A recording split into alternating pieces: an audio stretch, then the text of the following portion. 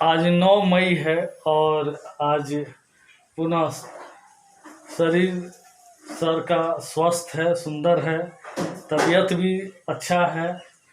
चले आए हैं इस बाराहाट से विक्रमशिला हिंदी विद्यापीठ के संस्थापक डॉक्टर तेज नारायण कुशवाहा जी अभी देख रहे हैं आपके पास बैठे हुए हैं।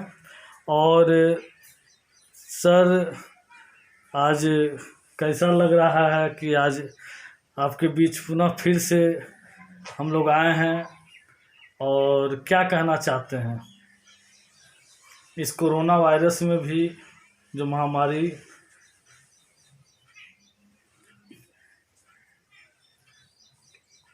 कोरोना वायरस तो समूचे देश में या विश्व में व्यापक रूप ले चुका है। इस महामारी से सारे लोग घबराए हुए हैं। फिर भी घबराने के लिए हमारे केंद्रीय मंत्रिमंडल के जो प्रधानमंत्री हैं, उन्होंने आश्वस्त किया है कि घबराने की ज़रूरत नहीं है। इसलिए हम लोगों को इसमें घबराना नहीं है, धैर्य से काम लेना है और उनके कहे हुए संकल्प को याद करके चलना है। जहाँ तक मेरी बात है, इस कोरोना की स्थिति में भी हम लोग स्वस्थ, प्रसन्न और खुशहाल हैं और आगे भी लगता है कि इसी तरह से दिन हमारा बीत जाएगा। हम यहाँ प्रकृति के मध्य में सांस ले रहे हैं और किसी भी तरह की तकलीफ या दिक्कत नहीं है। और घर में वैसे इस तरह जो है कहिए तो घर में हम लोग कैद ही हैं, घर से बाहर कभी कहीं निकलना नहीं है और हम लोग भीतर ही हैं, घर में ही हैं। घर में साहित्य पढ़ते रहते हैं या कुछ होता है तो कविताएं, गीत लिख लेता हूँ और इसी में अपना समय बिताता हूँ। अच्छा, ये सर मैं जानना चाहता हूँ कि सवर्णा जो आपने किताब लिखी है उस पर कुछ जानकारी हम चाहते हैं। सवर्णा के शुभारंभ कैसे आपके दिमाग में आया सवर्णा, और सवर्णा के कुछ विवरण दें। सवर्णा सच पूछा जाए तो सवर्णा एक ऐसा नाम है जिसका नामकरण मैंने स्वतः किया है।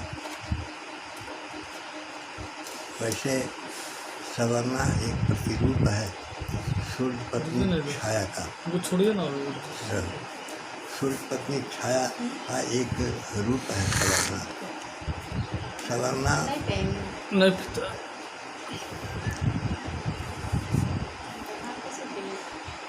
सूर्य की पत्नी थी संज्ञा, एक पत्नी थी केवल।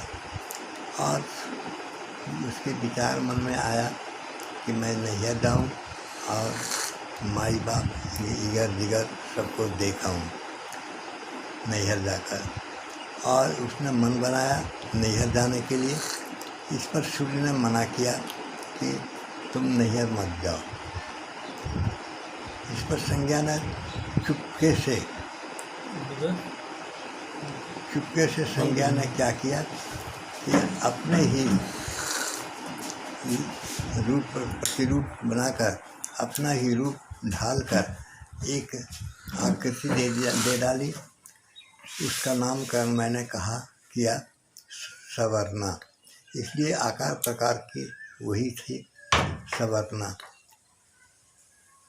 और वैसे वह सवर्णा उनकी दूसरी पत्नी हुई सूर्य की।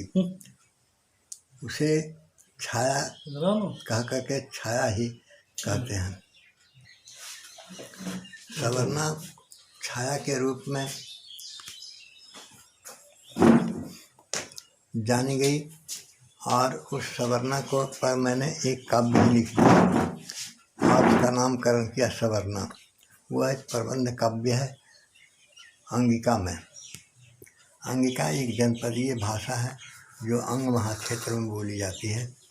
यहाँ के लोग इस भाषा में ही अपने भाव और विचारों को खोलते हैं और उसी भाषा में मैंने उसे ढाल दिया। इस प्रकार सवर्णा सूर्य की अपनी एक पत्नी ही रही, लेकिन वह दूसरी पत्नी कहाई और सूर्य को इसका पता नहीं चला कि मैं अपनी पत्नी के साथ हूँ, संज्ञा के साथ हूँ। लेकिन संज्ञा के रूप में ही वह सवर्णा रही और सब दिन उनके साथ उन्होंने अपनी क्रिया, अपने व्यापार को शुरू रखा और सूर्य ने उस संज्ञा से, उस सवर्णा से यानी छाया से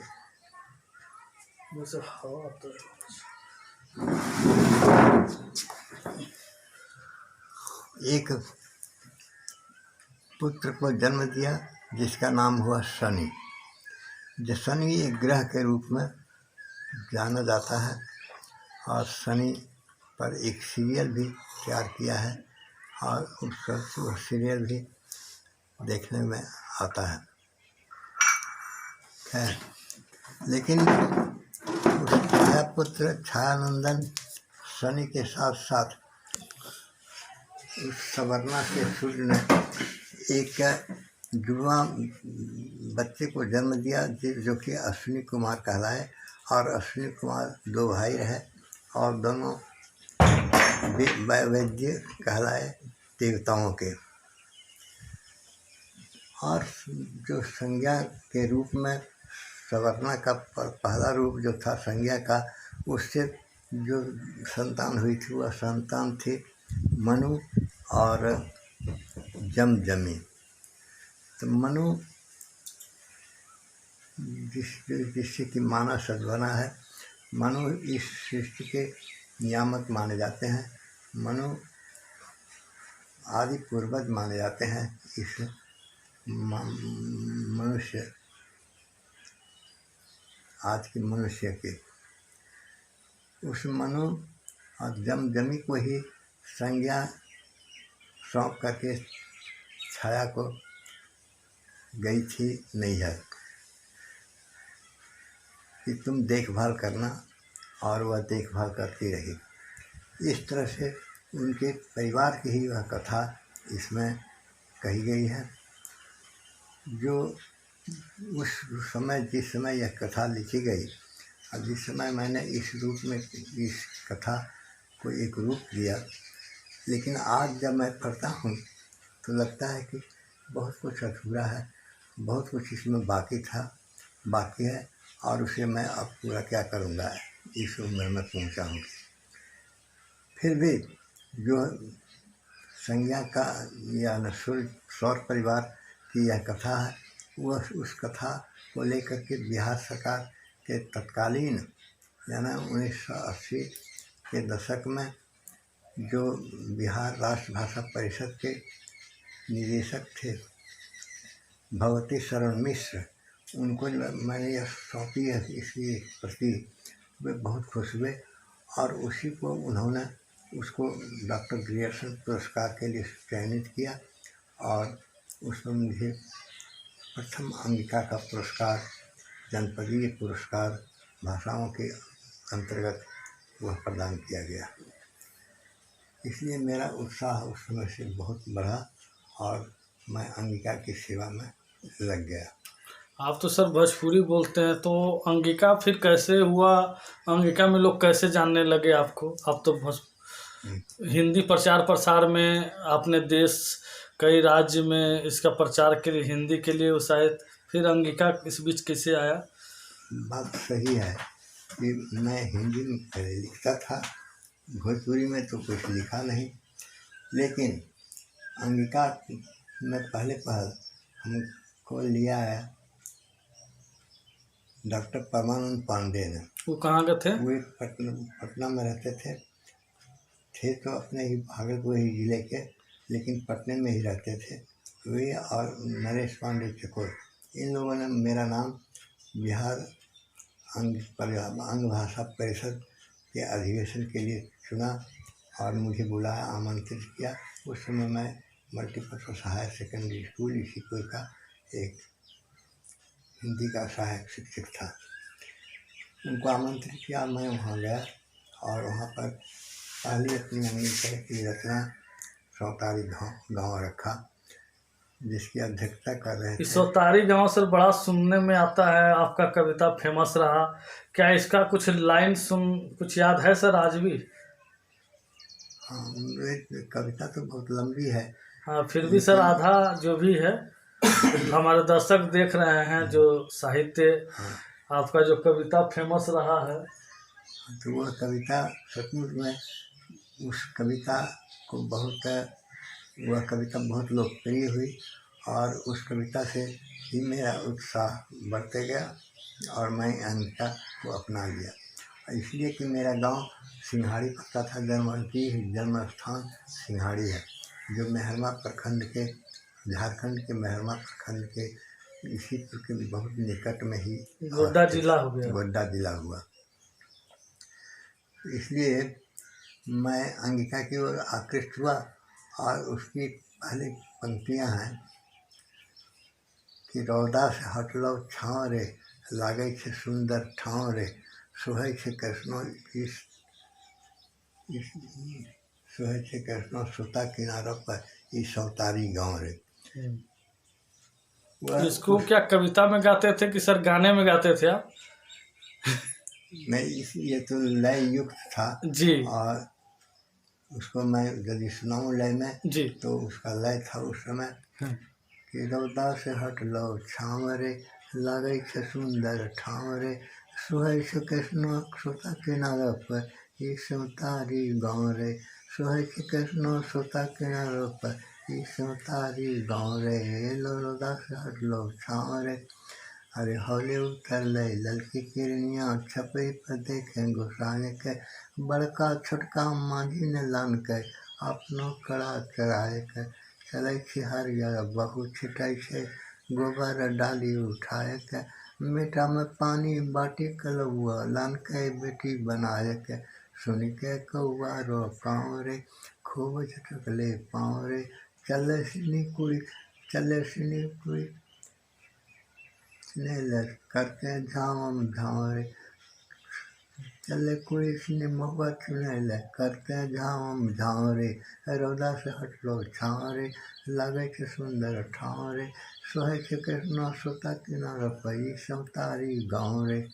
तो यही पंक्तियाँ हैं जो कुछ याद हैं। और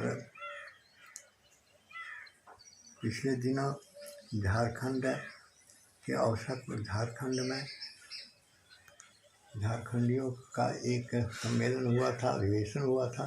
उसकी स्मारिका में यह कविता मुझे देखने को मिली, जिसे मैंने साहबगंज से प्रकाशित होने वाले अभिनंदन ग्रंथ के लिए भेज दिया। तो अभी संभवतः उसमें देख सकते हैं गुरुदेव सर भी हैं और आए हुए हैं सर के गांव। कौन गांव है सर? यह लालू किता है। लालू, और कुछ नाम भी है? हाँ, इसका नाम है पहले से रूढ़ नाम तो लालू किता ही है, वैसे नाम जो थाना नंबर 181 पड़ता है कालवा थाने में, और अब पंचायत की ओर से इसका नामकरण कर दिया गया है कुशवाहा नगर। तो अब देखें कुशवाहा नगर, जो कि ये देख सकते हैं, ये आपको दिखा रहे हैं ये गांव। ये आम की बागवानी है, चारों तरफ आनंद है, चारों तरफ बागवानी है, प्राकृतिक का ये नज़ारा देख सकते हैं। और यही है सर का अपना गांव, जिसको ये नंदलालपुर के नज़दीक और कहलगांव में पड़ता है।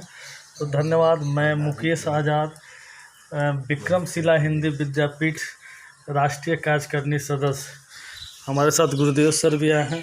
आज कैसा लग रहा है, आज जो सर का कविता सुने या सर जो बोले इस स्थिति में भी, तो क्या महसूस हो रहा है? बहुत अच्छा महसूस हुआ। और चूँकि एक बहुत इस सदी के एक महान साहित्यकार, जिनकी लिखी हुई पुस्तकें प्रतिष्ठा में या फिर जो स्नातक से भी आगे जो मास्टर डिग्री सब होता है उसमें इनकी लिखी हुई किताबें देखने को मिलती है। और बड़े बड़े कंपटीशन प्रतियोगिता परीक्षा में भी, और 2013 के झारखंड में शिक्षक पात्रता परीक्षा में एक प्रश्न पूछा गया था कि सवर्णा के लेखक कौन थे, और ये सवर्णा इन्हीं के द्वारा, तेज नारायण कुशवाहा के द्वारा लिखी गई पुस्तक थी। और आज बहुत अच्छा महसूस ये हुआ कि जिन्होंने इस किताब को प्रकाशित किया था, जो उस किताब के लेखक थे, जो इसके विधाता थे, आज उनके हैं, आज उनके संपर्क में रहने का आज अवसर प्राप्त हुआ है। ये बहुत ही हमारे लिए बहुत ही अच्छा मौका है कि जिनके किताब को देखने के लिए हम लोग तरसते थे, आज वो हम लोग के सामने उपस्थित हैं और उनका मैं दर्शन प्राप्त कर रहा हूँ। ये मैं बहुत सौभाग्यशाली हूँ। तो हमारे बीच